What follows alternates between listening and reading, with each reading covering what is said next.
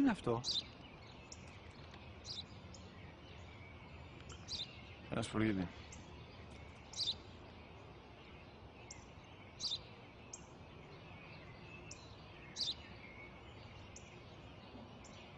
Τι είναι αυτό?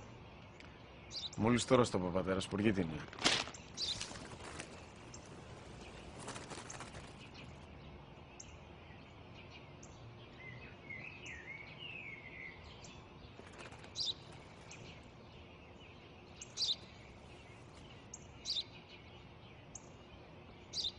Τι είναι αυτό? Ένα σπουργίτη είναι, πατέρα. Ένα σπουργίτη. Σπου-γι-τι!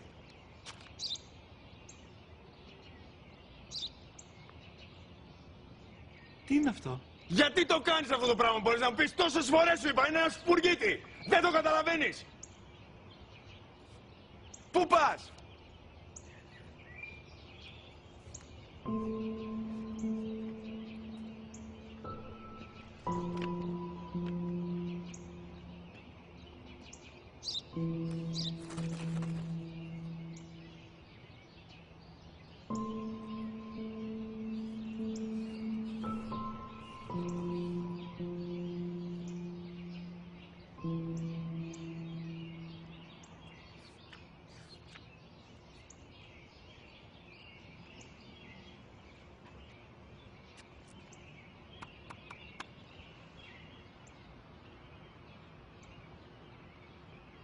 Δυνατά.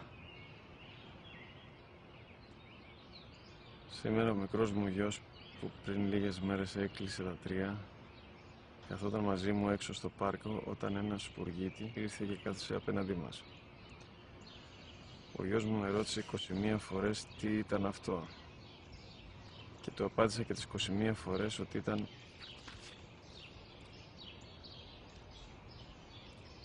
ένα σπουργίτη.